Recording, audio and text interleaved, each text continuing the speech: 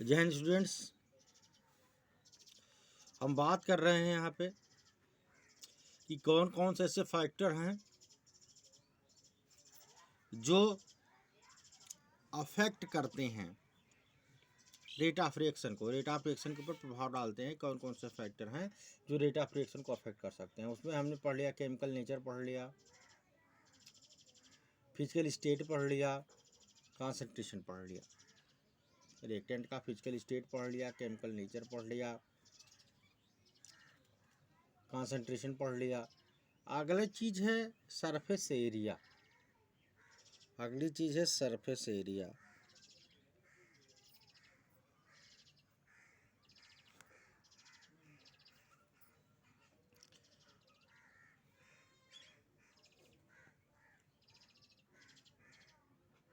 ठीक है, अगला हमको क्या देखना है, सरफेस एरिया। इस पर हमको डिस्कशन करनी है।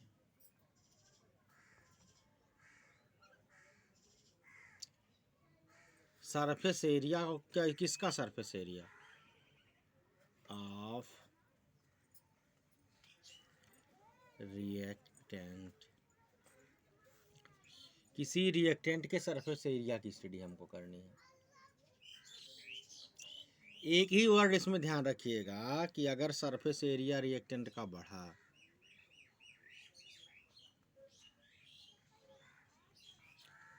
रिएक्टेंट का अगर सरफेस एरिया बढ़ा तो रेट ऑफ रिएक्शन भी बढ़ेगा। रिएक्टेंट का अगर सरफेस एरिया इंक्रीज हुआ तो रेट ऑफ रिएक्शन भी इंक्रीज होगा। ये चीज़ आपके दिमाग में चलनी चाहिए, बस, बहुत ज़्यादा नहीं।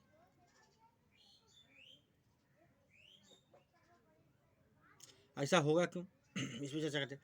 देखो बेटा, रिएक्टेंट का जब सरफेस बढ़ेगा तो फिर आ जाएंगे हम वहीं पे कैटलिस्ट वाले एब्जॉर्प्शन एडजॉर्प्शन पर आ जाएंगे। वो अलग चीज़, केमिकल का वो हमको पढ़ना होगा उसमें।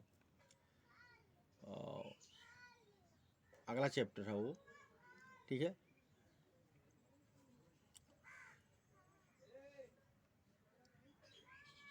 तो करना क्या है, एडजॉर्प्शन एब्जॉर्प्शन का मैटर वहाँ आ जाएगा। बशर्ते आपके दिमाग में इतना ही भी चलना चाहिए कि सरफेस एरिया अगर आपका इंक्रीज हुआ, गैस की स्पीड क्यों ज़्यादा होती है, यही देख लो। गैस फेज में स्पीड क्यों ज़्यादा होती है? क्योंकि सरफेस एरिया उसका बढ़ जाता है। सबसे कम सरफेस एरिया किसका होता है? सॉलिड का होता है, इसलिए सॉलिड की स्पीड स्लो है। इसी चीज़ को यहाँ से अगर आप देखेंगे तो यहाँ पर आप देख सकते हैं कि सरफेस एरिया अगर आपने इंक्रीज किया तो रेट ऑफ रिएक्शन भी क्या होता है, बढ़ जाता है।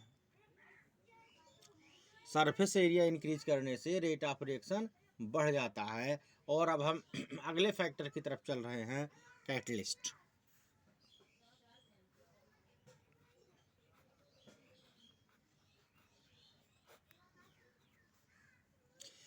बेटा, कैटलिस्ट तो कई तरह के होते हैं। कैटलिस्ट रिएक्शन की स्पीड को बढ़ाता भी है, घटाता भी है।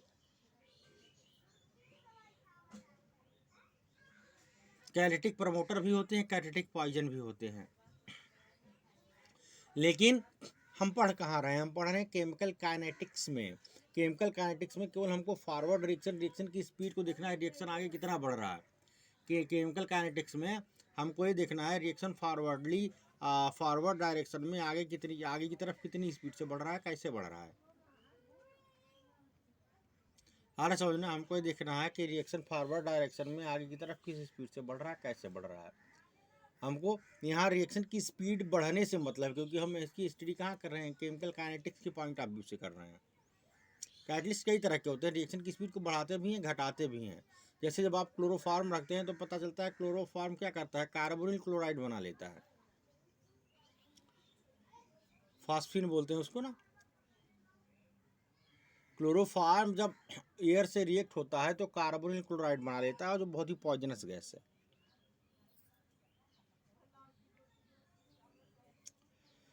उससे बचने के लिए क्या करते हैं, आपने अर्लियर क्लासेस में पढ़े होंगे, नहीं पढ़े तो फिर से पढ़ लीजिए। क्लोरोफॉर्म को डार्क बॉटल्स में रखा जाता है, सनलाइट नहीं पड़नी चाहिए उस पर।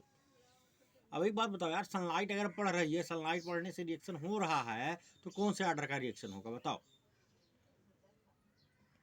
सनलाइट पड़ रही है, सनलाइट के पड़ने से अगर रिएक्शन हो रहा है तो कौन से ऑर्डर का हो रहा है, अभी जल्दी बताएं। बेटा जहाँ सनलाइट यूज होती है और मोस्टली जहाँ कैटलिस्ट यूज होते हैं वो फर्स्ट ऑर्डर रिएक्शन होता है, सॉरी सनलाइट यूज होती है तो जीरो ऑर्डर रिएक्शन होता है। ठीक है, आपका पिछले लेक्चर्स में आपको बताया गया है, हिंट किया गया था कि कैसे आप ऑर्डर ऑफ रिएक्शन को पहचानेंगे, हिंट किया गया था ना। फोटोकेमिकल रिएक्शन जो क्या होते हैं, ये जीरो ऑर्डर रिएक्शन होते हैं। फोटोकेमिकल रिएक्शन का मतलब आप समझ रहे हैं, जहाँ सनलाइट यूज होती हो जिन रिएक्शंस में। तो करते क्या है, उसको क्लोरोफॉर्म को डार्क बॉटल्स में रखते हैं। डार्क बॉटल में रखने के साथ साथ उसमें क्या करते हैं, सनलाइट से दूर रखते हैं। कलर्ड बॉटल में रख के उसको अंधेरे में रखा जाता है, डार्क में रखा जाता है, और कुछ ड्रॉप एथेनॉल डाल दिया जाता है उसमें। Few drop of ethanol is added in chloroform. Why? Because chloroform act as a negative catalyst. Reaction को होने से धीरे धीरे इसकी स्पीड को स्लो कर देता है। लेकिन हमको यहाँ रिएक्शन की स्पीड स्लो करने वाले कैटलिस्ट के बारे में नहीं पढ़ना है। कॉमन वे में कैटलिस्ट उसको कहाँ यूज करते हैं, केमिकल रिएक्शन की, किसी केमिकल रिएक्शन की स्पीड को बढ़ाने के लिए, किसी केमिकल रिएक्शन की स्पीड को बढ़ाने के लिए कैटलिस्ट का यूज किया जाता है। अब यहाँ कैटलिस्ट जानने से हमको एक और चीज जाननी होगी, एक्टिवेशन ऑफ एनर्जी। कैटलिस्ट के बारे में पढ़ने से पहले हमको एक और चीज पढ़नी होगी, एक्टिवेशन ऑफ एनर्जी।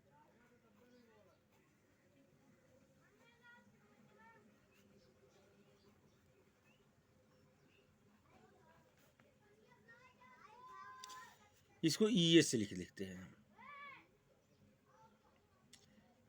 बेटा एक्टिवेशन ऑफ एनर्जी होती क्या है? एक्चुअल में किसी, आप पढ़ रहे हैं कोलिजन थ्योरी के अकॉर्डिंग, किसी केमिकल रिएक्शन में रिएक्टेंट के मॉलिक्यूल को कोलाइज होने के लिए कुछ मिनिमम मतलब एनर्जी की जरूरत होती है। या समझ लीजिए आप अपने कॉमन लैंग्वेज में, वह मिनिमम एनर्जी जिस पर कोई रिएक्टेंट रिएक्ट हो सकता है। ठीक है, वह मिनिमम रिक्वायर एनर्जी जिस पर कोई रिएक्टेंट रिएक्ट हो सकता है, उस मिनिमम रिक्वायर एनर्जी को बोलते हैं थ्रेशोल्ड एनर्जी। क्या बोलते हैं उसको? उसको बोलते हैं थ्रेशोल्ड एनर्जी। समझ लें थ्रेशोल्ड एनर्जी क्या है। थ्रेशोल्ड एनर्जी वह मिनिमम रिक्वायर्ड एनर्जी है जिस पर कोई रिएक्टेंट रिएक्शन करता है, रिएक्ट होता है। जैसे मैं एक डायग्राम बना दूं, मान लीजिए यह है किसी केमिकल रिएक्शन में जो है रिएक्टेंट ए प्रोडक्ट बी में कन्वर्ट हो रहा है, या रिएक्टेंट आर प्रोडक्ट पी में कन्वर्ट हो रहा है। अब ये मिनिमम रिक्वायर एनर्जी है कि इतनी एनर्जी जब तक रिएक्टेंट की होगी नहीं, रिएक्शन होगा नहीं। यहाँ रिएक्टेंट है, ये रिएक्टेंट की मिनिमम रिक्वायर एनर्जी है कि इतनी एनर्जी जब तक होगी नहीं तब तक केमिकल रिएक्शन नहीं प्रोसीड होगा।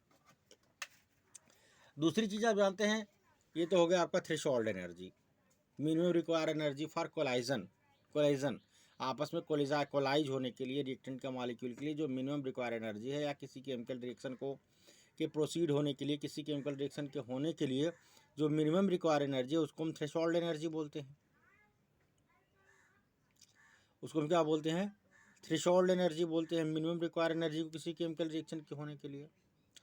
अब बात ये चली कि थ्रेशोल्ड एनर्जी लेवल ये हो गया, और कुछ एनर्जी तो रिएक्टेंट के पास भी होगी, नहीं होगी।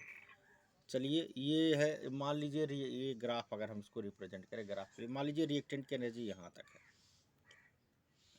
रिएक्टेंट माइट कुछ तो एनर्जी रिएक्टेंट के पास भी होगी, तो ये रिएक्टेंट की इतनी खुद की एनर्जी हो गई।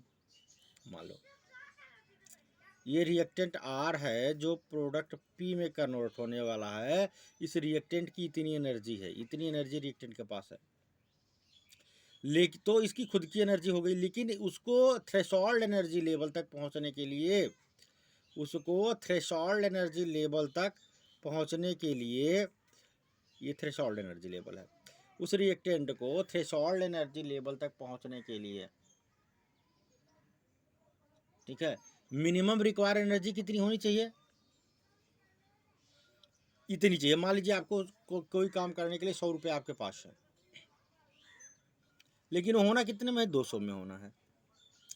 तो मान लीजिए उसका थ्रेशोल्ड लेवल 200 रुपये है, आपके पास है कितना, 100 रुपये है।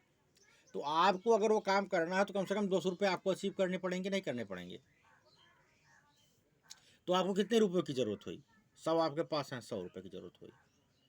तो ये एनर्जी ऑफ रिएक्टेंट है, लेकिन यह है थ्रेशोल्ड एनर्जी।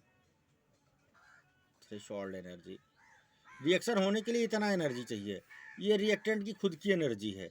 तब बताओ, रिएक्टेंट जब तक यहाँ नहीं पहुँचेगा रिएक्शन नहीं होना है।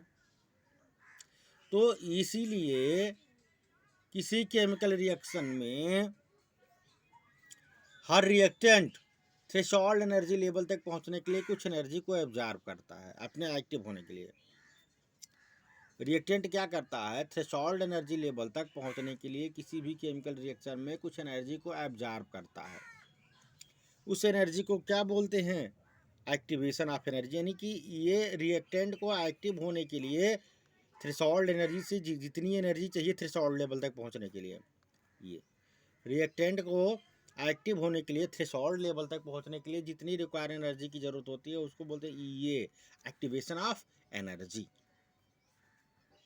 हर रिएक्टेंट के पास कुछ ना कुछ एनर्जी होती है, उसकी खुद की एनर्जी होती है, ER बोल दिए, एनर्जी ऑफ रिएक्टेंट। उसको थ्रेशोल्ड लेवल तक पहुंचने के लिए जितनी एनर्जी की रिक्वायरमेंट होती है उसको बोलते हैं एक्टिवेशन ऑफ एनर्जी। जब उतनी एनर्जी यानी कि एक्टिव होने के लिए, रिएक्शन करने के लिए जितनी रिक्वायर एनर्जी है वो है एक्टिवेशन एनर्जी।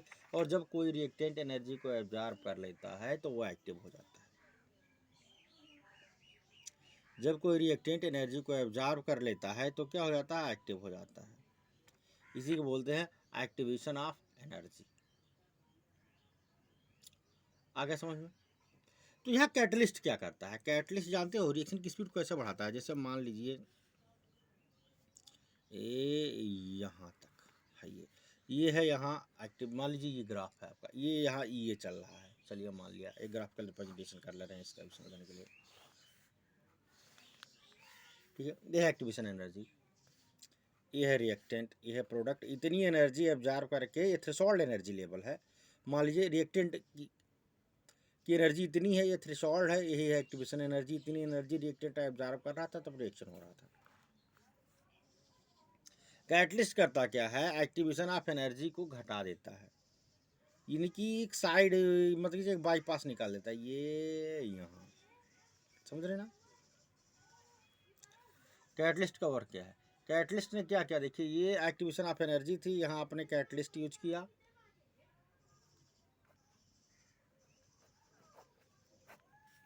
कैटलिस्ट ने क्या किया, एक्टिवेशन ऑफ एनर्जी को घटा दिया, एक बीच का बैरियर आपके लिए बना दिया।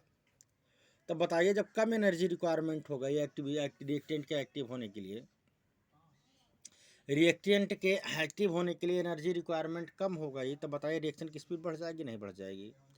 तो कॉमन सी बात है, हमको यहाँ ही पढ़ना है उसी कैटलिस्ट के बारे में जो किसी केमिकल रिएक्शन की स्पीड को काफ़ी तेज़ कर देता है, काफ़ी तेज़ी से बढ़ा देता है। और वो कैसे करता है ये आपको जानना होगा कि वो एक्टिवेशन ऑफ एनर्जी को क्या कर देता है।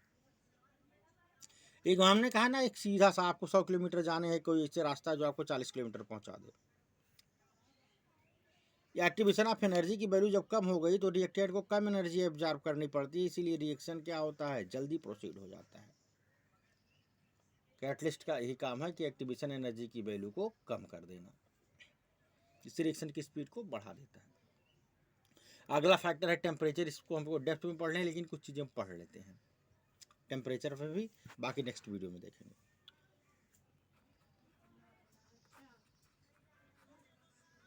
स्टूडेंट्स, हम धीरे धीरे केमिकल काइनेटिक्स चैप्टर की एंडिंग की तरफ बढ़ रहे हैं। कॉमन वे में एक नोट लगा लो बढ़िया सा आप 2000 रुपये का। यहाँ पर क्या है कि किसी केमिकल रिएक्शन में अगर कॉमनली हम 10 डिग्री सेल्सियस टेम्परेचर अगर हम इंक्रीज करते हैं, कॉमनली, ये नहीं कि हर रिएक्शन पे फॉलो कर जाए, कॉमन बात है।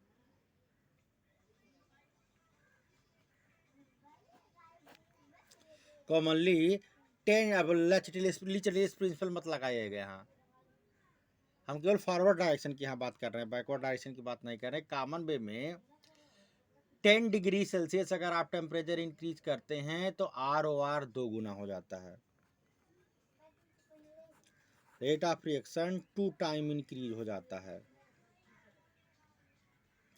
इसकी स्पीड दुगुना हो जाती है। किसी कॉमन रिएक्शन में कॉमनली 10 डिग्री टेम्परेचर बढ़ाने पर रेट ऑफ रिएक्शन क्या होता है, 2 गुना हो जाता है। यानी कि जनरली अगर देखा जाए, कॉमनली अगर आपने क्या किया, टेम्परेचर को इंक्रीज किया, कॉमनली अगर आपने टेम्परेचर को इंक्रीज किया तो रेट ऑफ रिएक्शन क्या होगा, बढ़ जाएगा।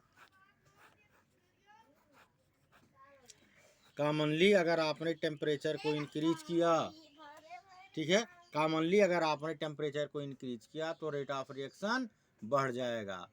और इसके बारे में आपको थोड़ी सी डेप्थ चर्चा करनी है, और इसी के साथ इसके बारे में डेप्थ चर्चा करने के बाद ये चैप्टर आपका फिनिश हो जाएगा। फिर आपको जो है पढ़ना होगा नया चैप्टर।